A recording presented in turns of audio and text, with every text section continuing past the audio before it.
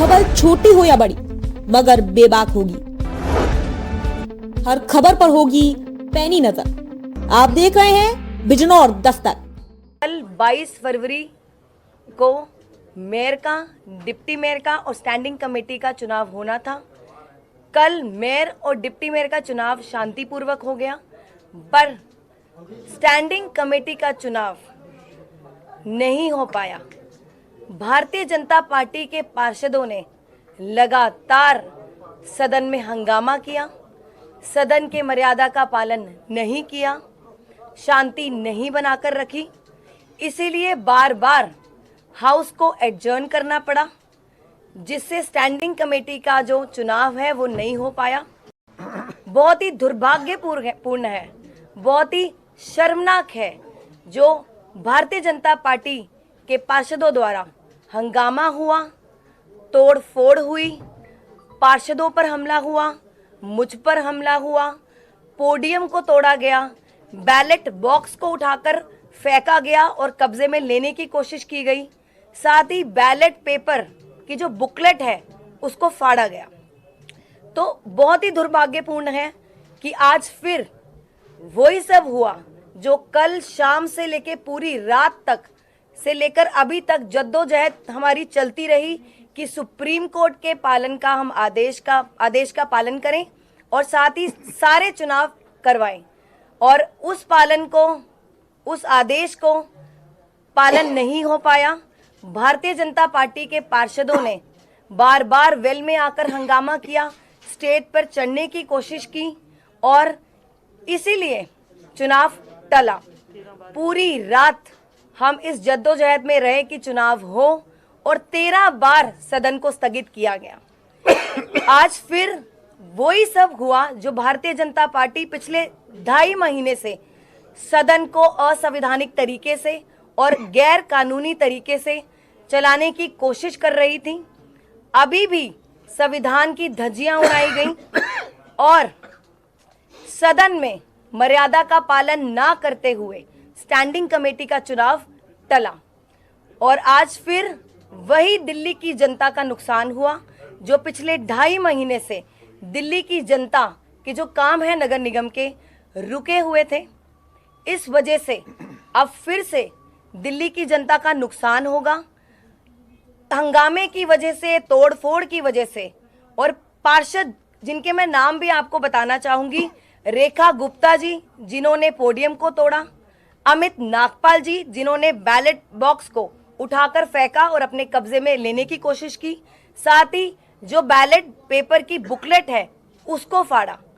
तो इन सब पर भी हम अगले सदन में जब हमारी बैठक होगी उस पर हम विचार करेंगे। और आज अभी थोड़ी देर पहले हमने सदन को कल सुबह तक 10 बजे तक स्थगित कर दिया। धन्यवाद। आप लोगों का कोई प्रश्न? ये सवाल लगातार सामने से आ रहा है कि आपने 47 वोटों में मोबाइल फोन्स का इस्तेमाल करने दिया, सीक्रेसी और बैलेट का वायलेशन हुआ, और अगर आप की तो फिर मोबाइल फोन्स पे बैन दोबारा क्यों किया आपने? ये उनकी तरफ। जी देखिए, किसी भी एक्ट में कहीं भी नहीं लिखा गया कि मोबाइल फोन वोटिंग में बैन होते हैं, बेशर्ते वो साइलेंट होने चाहिए। तो रोका, कोई रिस्ट्रिक्शन नहीं लगाई गई थी और आप साफ साफ फुटेज में देख सकते हैं। मैंने कहा था आप अपने विवेक के हिसाब से मोबाइल फोन ले जाना चाहते हैं तो ले जा सकते हैं, नहीं ले जाना सकते तो नहीं ले जा सकते। उन्होंने बेफालतू में इसका मुद्दा उठाया। अदरवाइज हमने अपने वकीलों से भी सलाह ली, उनको कंसल्ट किया। कहीं भी ऐसा प्रावधान नहीं है कि मोबाइल फोन वोटिंग के दौरान नहीं अंदर ले जाए जा सकते। मतलब बिल्कुल शुरू से चुनाव कराने की प्रक्रिया को क्यों नहीं माना जा रहा, उसके पीछे क्या टेक्निकल कारण है, अगर वो समझा दें? जी देखिए, जो वोट डल चुके हैं हम उसको इनवैलिड कैसे मान सकते हैं? और कोई हमारे पास कुछ ऐसा लीगल रीजन या कोई वैलिड रीजन भी तो होना चाहिए था कि हम उन जो वोट को जो बॉक्स में डल गए हैं हम उसको इनवैलिड करार करें। तो ऐसा कोई लीगल रीजन दे ही नहीं पाए थे वो पार्षद। बीजेपी ये भी कह रही है कि मेयर और डिप्टी मेयर के चुनाव में तो फोन अलाउ नहीं था, तो स्टैंडिंग कमेटी में क्यों किया गया? जी देखिए, मैंने आपको जैसे पहले बोला, कहीं भी ऐसा प्रावधान नहीं है कि मोबाइल फोन वोटिंग के दौरान अंदर नहीं ले जा सकते, बेशर्ते वो साइलेंट हो। तो वो तब म्यूचुअल अंडरस्टैंडिंग थी कि नहीं ले जाना। और अब जब सदन शुरू हुआ, स्टैंडिंग कमेटी का चुनाव शुरू हुआ, तब मोबाइल फोन पे कोई चर्चा नहीं हुई थी कि रिस्ट्रिक्शन लगेगी या नहीं लगेगी। और आपको ये भी बता दूं, 40, 45, 47 वोट डल चुके थे, उसके बाद भारतीय जनता पार्टी के पार्षदों ने मोबाइल फोन का मुद्दा उठाया। ये भी बहुत बड़ा प्रश्न चिन्ह लगाता है। तो कल जो सदन की बैठक होगी, दोबारा से चुनाव होगा या फिर जितने वोट पड़ चुके हैं उससे आगे? जी देखिए, जितने वोट डल चुके हैं, हमारी पूरी कोशिश रहेगी वहीं से उसके आगे से वोटिंग शुरू होगी। मैम लगातार, क्योंकि कल से आप लोग यही बात कह रहे हैं कि जितने वोट डल चुके हैं उसके आगे से वोटिंग हुआ। आपने 6-7 बार हाउस भी अच्छा 13 बार है। अगर कल भी यही स्थिति बनी रहती है, क्योंकि बीजेपी दे आर सेइंग कि हमें स्टार्ट से शुरू करना है, 0 से आप 1 से शुरू करिए दोबारा। देखिए, भारतीय जनता पार्टी के पार्षदों के पास कोई लॉजिकल रीजन नहीं हुआ, कभी भी कोई वैलिड रीजन नहीं रहा अभी तक। पहले भी जितनी बार भी सदन स्थगित हुआ है, असंवैधानिक तरीके के लॉजिक दिए गए, गैर कानूनी लॉजिक दिए गए। तो अगर कोई ऐसा लीगल रीजन होगा तो हम विचार करते, कुछ ऐसा लीगल रीजन है ही नहीं कि हम उस पर विचार करते। नहीं, एक चीज ये है कि भाई आपने कभी ऐसा कभी सुना है? ये अपने आप में एक हास्यास्पद और तानाशाही पूर्ण मांग है। कहीं किसी बूथ पे वोट पड़ रहा हो और अचानक 100 लोग आए और वहां नारा लगाने लगे, कहने लगे कि साहब ये वोट जो अब तक पड़े इसको कैंसिल मानो और फिर से वोट कराओ। ऐसा कभी सुना है? मतलब ये क्या एक तानाशाही और गुंडागर्दी का आचरण है भाई।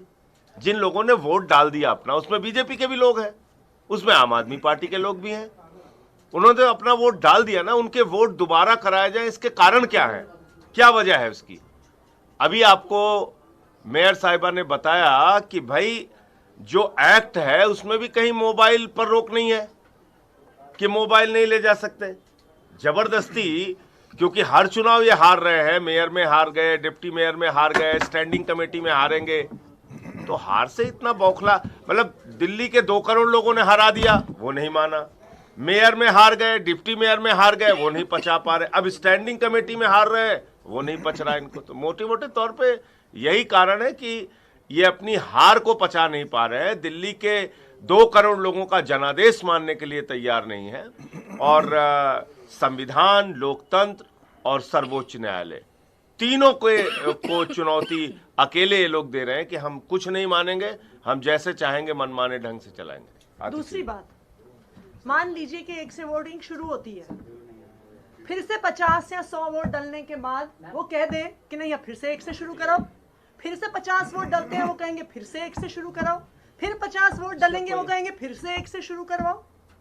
क्या आधार है कि 50 वोट जो डल चुके हैं उन वोट को इनवैलिड करार करके, उनकी काउंटिंग को इनवैलिड करार करके फिर से वोटिंग शुरू कराया जाए? ये कैसा प्रेसिडेंट है? आप हमें लोकतंत्र में ऐसा प्रेसिडेंट दिखा दीजिए कि बिना किसी कारण के जिनके वोट डल गए हैं उनको कैंसिल करार कर दिया जाए। इस आधार पर तो कभी भी चुनाव नहीं हो सकता, क्योंकि हर चुनाव के बीचों बीच भारतीय जनता पार्टी खड़ी होगी, 200 वोट के बाद करेगी नहीं जी अब 1 से कराओ, अब फिर से 1 से कराओ। तो बिल्कुल लोकतंत्र की धज्जियां उड़ा रही है बीजेपी।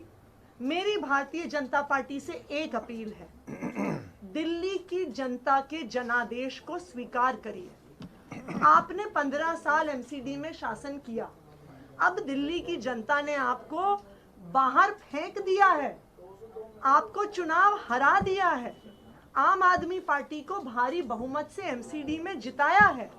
अब एमसीडी में आम आदमी पार्टी की सरकार बनने दीजिए, 5 साल हमें काम करने दीजिए, यही लोकतंत्र है।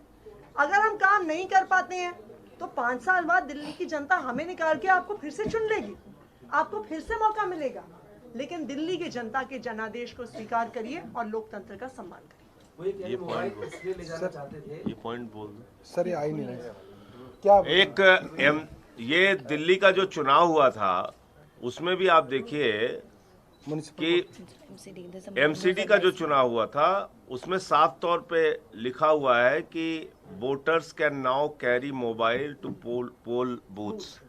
पोल बूथ्स के ऊपर वोटर जो है वो मोबाइल ले जा सकता है। ये दिल्ली का जो निर्वाचन आयोग है जिसने एमसीडी का चुनाव संपन्न कराया था उसमें लिखा हुआ है। तो अगर ये कोई सिक्रेसी का वायलेशन होता तो चुनाव आयोग क्यों कहता भाई कि आप एमसीडी के चुनाव में अपना मोबाइल लेके जा सकते हैं?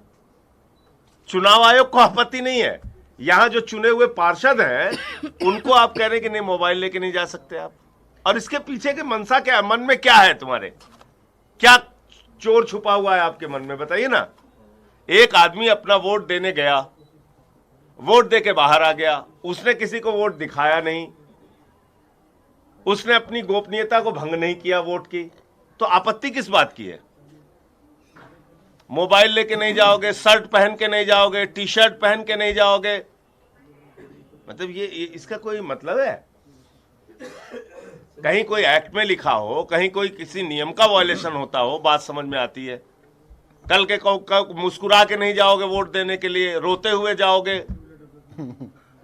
घुटने के बल जाओगे, ये कोई इसका मतलब है? देखिए आरपी की बात पे वो कहते हैं कि क्रॉस वोटिंग का डर सता रहा है आम आदमी पार्टी को और अपने सुप्रीमो को फोटो भेज रहे हैं। तो हमको क्यों क्रॉस वोटिंग का डर सताएगा?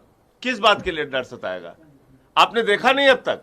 मेयर में कह रहे थे हमारा बनेगा, बुरी तरह हार गए। डिप्टी मेयर हमारा बनेगा, बुरी तरीके से हार गए। एल्डरमैन को वोट करा लो, सुप्रीम कोर्ट ने तमाचा मारा। इनकी किस बात पे आप लोगों को भरोसा करने लगा? आप लोग बताइए किस बात पे भरोसा कर लिया जाए? किसी एक बात पे बताइए जिस पे भरोसा कर ले।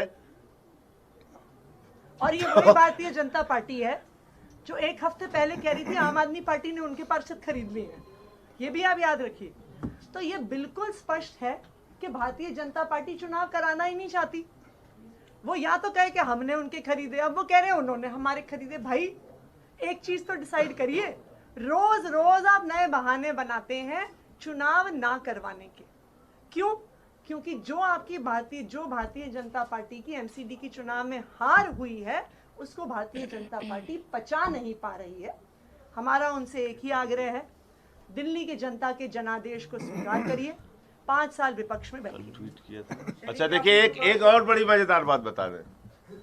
कल हमारे 150 वोट थे, 150 वोट पड़े।